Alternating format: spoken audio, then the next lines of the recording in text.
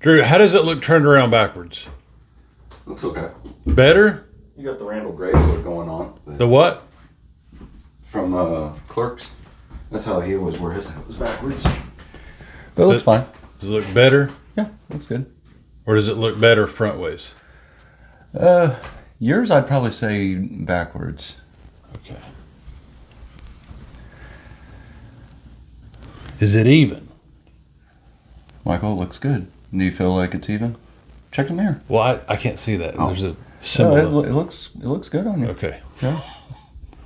All right. All right. Hey guys, thanks for joining another episode here. This is going to be the final installment of our Tulsa edition. We came up with some good stories the other day, brought to you by the Tulsa airport. And this is a coffee mug that I got from the Tulsa airport. This t-shirt I got from the Tulsa airport. And maybe it's a little bit more expensive than online, but that's okay. You got to get something from the airport. So you're getting sponsored by the Tulsa airport now, huh? Yeah. Well, just today. Right on. Okay. All right. Cool. All right. So we've got a few stories here. We're going to hit you with them real quick. Entitled Drew's car got stolen again for the second time, and why I changed my headlights twice in my Kia. And then we went to a Danzig concert on Halloween. And can you bring a dog back to life with CPR? So, Drew, start with, believe it or not, guys, your car got stolen again. When was this past the first time? Well, of course, we know the first time. We already talked about that one. And then we ended up moving. That's when we got to Zunis. So this is a couple years down the road. And by this time, my Olds 87 Cutlass Supreme had to be, it was all at this point, it was metallic black. Beautiful, still looking beautiful and everything like that. Well, when I got off work, Michael had said, hey, stop by the house. So I did. Got out of the vehicle and there was somebody walking by me. Guy even looks at me and says, hey man, do you have a cigarette? Sure, dude, yeah, here you go. You got a lighter too? I'm like, sure, yeah. And did you have a spidey sense about the guy at all? It all seemed sketchy, especially when I lit the cigarette and seen his face. It just looked kind of sketchy altogether. Yeah. But I never minded. Sometimes you get that feeling, sometimes you don't. So went into the house, and at this time I actually have a security alarm. Okay. So I'm in his house probably less than 5 minutes, and you hear bloop bloop, woo woo woo. Security alarm's going off and everything. So I'm like, hey, well, somebody tried again, trying to steal my car, and we open up the door, and it was hard to believe at first because my front door to the sidewalk was, just from here to here. So I think at first we both felt like your alarm got triggered by something. Right. No one's stealing it 8 feet from the front door. And I just walked in the door. And sure enough, somebody was trying to, and we open up the door, bootleg. That was my dog at the time, my pit bull. Runs out. By this time, the dude has already taken off. He did make the attempt, failed miserably, and gets chased down. Grabbed the stereo. Gets chased down by bootleg. After about a half a block of her running for this guy, and him just hightailing it, we call her back, and I'm like, all right, well, at least this time I didn't walk outside and there's no car. But I go, open up the door, and my radio is missing. Dude had stolen my radio, the big old thing, and gotten it. And I'm just like, wow, this car has, everybody seems to want this car. Kind of like if you have like a really hot girlfriend or something. Yeah. Something of that notion. I had a really great car and everybody tried to steal it. That's so funny though. I think he was trying to steal your car. Oh yeah. And then couldn't and just took the stereo. Back in the day, you could remove the stereo to keep it from being stolen. But if you left it in there, it made it very handy to take out. My dog, just on I didn't tell my dog, hey, go chase the guy that stole Drew's stereo. No, this is pure instinct. She just went after the dude that was running And that's just how smart they can be if they're trained. And I didn't call the dog back. I didn't tell her to stop. And so I'm like, sir, if you steal the stereo and you run and this pit bull's chasing you, you're going to be apprehended by a set of teeth. And we're going to get that stereo back, and you're going to wish you wouldn't have taken it. And she chased us far about it. I eventually called her back because she was now well past a half mile to getting towards a mile down the street. And I'm like, well, she may not ever come back. She may chase this guy all the way to his job or his house or something. If this guy has a job. Yeah, I just wanted. At that point, I'm like, okay. I don't want my dog to. Remember that movie, Funny Farm, where they're trying to Chevy Chase. They're trying to sell the house. It's an old movie back in the '80s, and they get this brand new Labrador. They let it out of the car to play in the yard, and he keeps running. He never sees it again. But that was so hilarious. And I thought about this story. About how drunk I was, and I changed the headlight twice. Well, I mean, this kind of goes in favor of like your 8-year sobriety. You know, this is why you have 8 years of sobriety, because of dumb stuff like this. So I don't know. It's kind of a lesson learned for other people. It doesn't feel funny. I mean, if you don't want to do it, you ain't got to do it, dude. So well, speaking of dogs.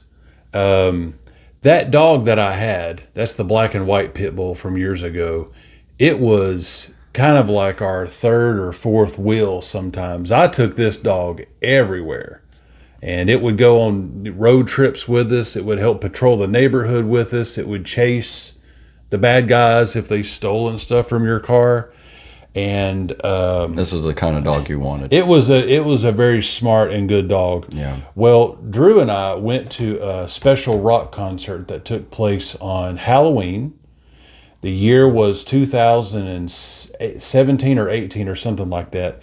Danzig, for those of you that know, it would have been like 2008. Not 18. Oh, what was I talking about? Oh, yeah, I got that. Yeah, I throw that one in there all the time. 2008. Yeah. 2007, 2008. Right. Yeah. If you guys know Danzig, that famous song "Mother."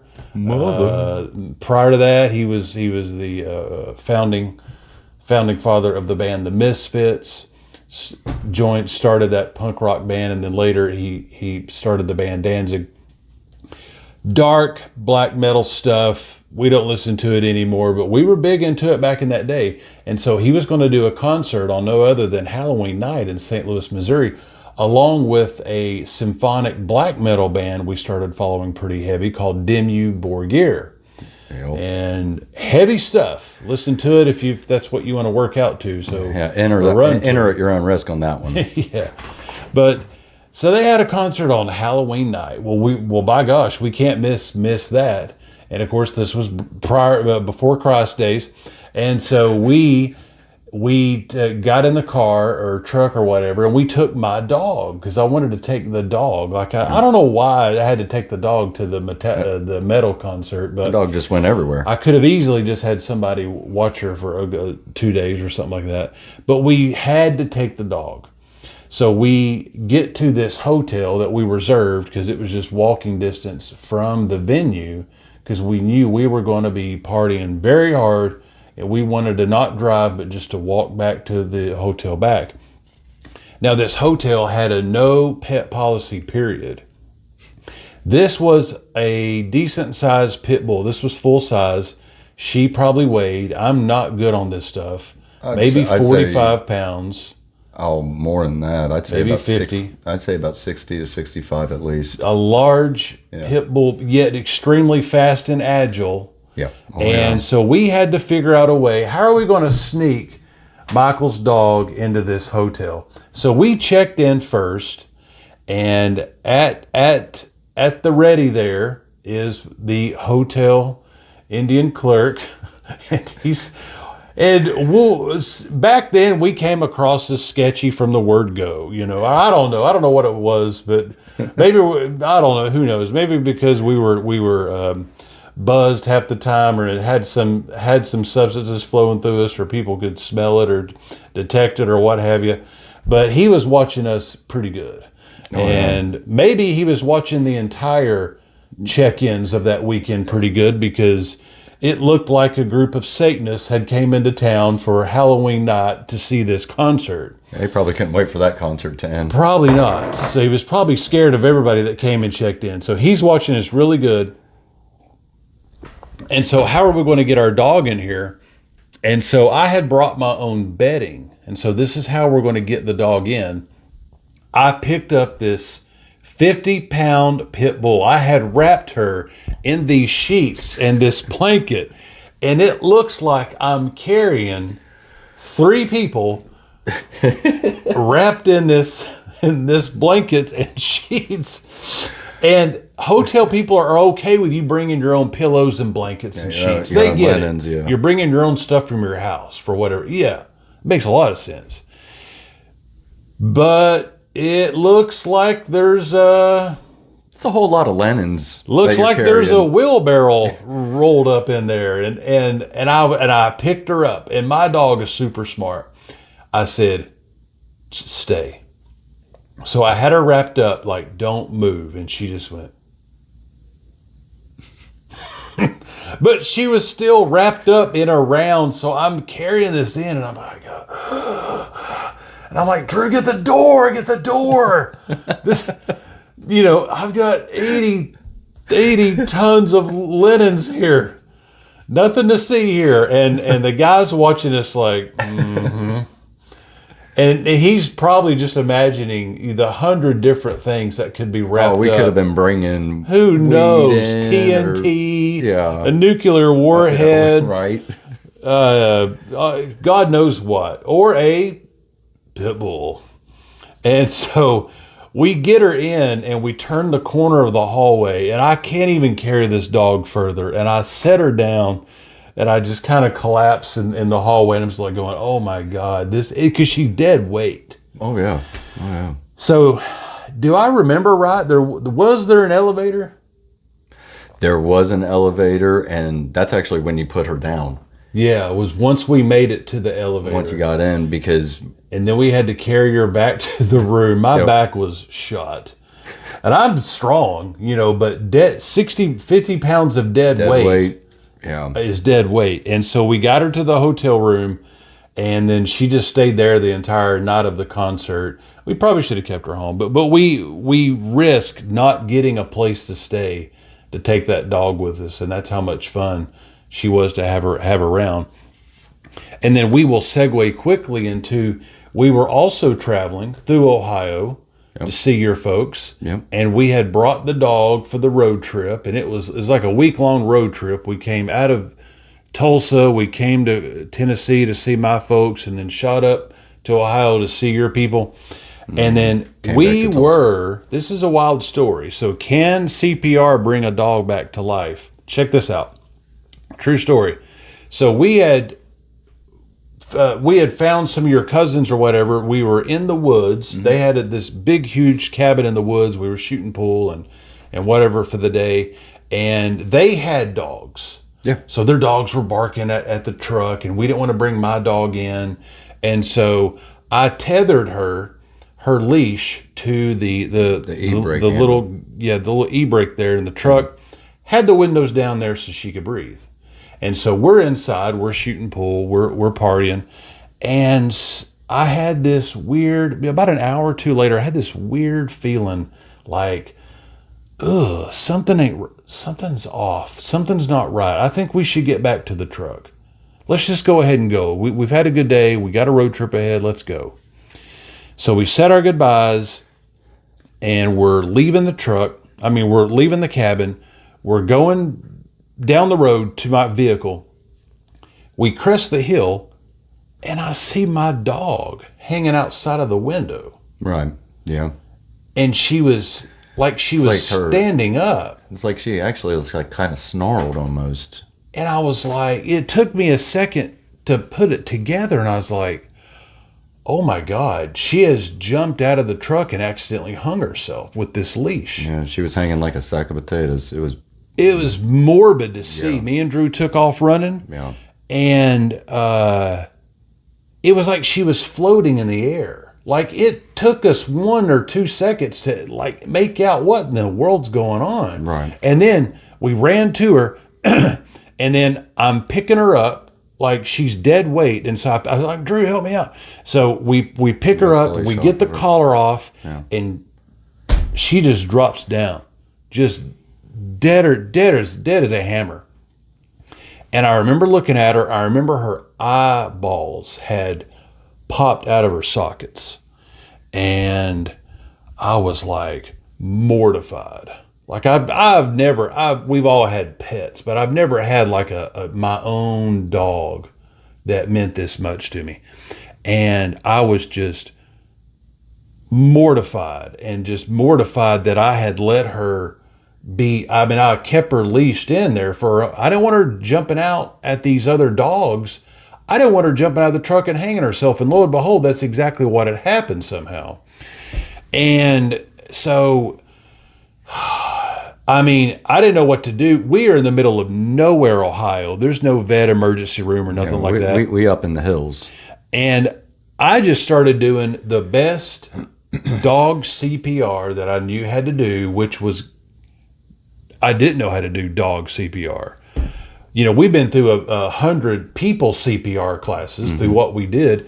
And so I cupped her mouth, put my thumb over her nostrils, and just did the best effort I could. You got to do something. And I'm like, in my head, while I'm doing this dog CPR, I'm like, where are we going to bury her at? This dog is dead. When you've got your tongue, your tongue stiffened is blue, up, your eyes are popped out. you're stiffened up, and your eyes are out of your sockets, kind of. I mean, it was hideous looking. Yeah. And I start to cry. You know how you get emotional if you've ever been, someone passes there with you and you're there with them. I'm like, this is my dog. And I start crying, and just like the movies, like, I slapped the side of her head. Yeah. Wake up, bootleg, wake up, wake up. And you're massaging her chest, trying to get some circulation and blood flow going. Something going. And I'm just start praying, Jesus, help my dog wake up. Help my dog live in Jesus' name. Completely not thinking this nonsense is going to work.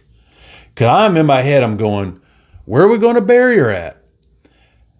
And through this process, and we didn't give up. We kept on her. We kept that CPR on her. And minutes, yeah. God is our witness. This dog coughed. Started coughing. Yeah. Started hacking. Yeah. And I was like, whoa. Like I jumped back like I'm about to be electrocuted. Like something is going on. And I seen her eyes reset into her sockets. And without a witness, I wouldn't believe me either. Right. Yeah. I wouldn't tell the story anyways. Dog, God healed and put together my dog before my very eyes. Unless they just do that on their own. Feel free to let us know if they just manually, you can reset them from home and they do that on their own this whole time. Who knew? We find this reset button. And she laid there and she looked up and I was like, you've got to be kidding me.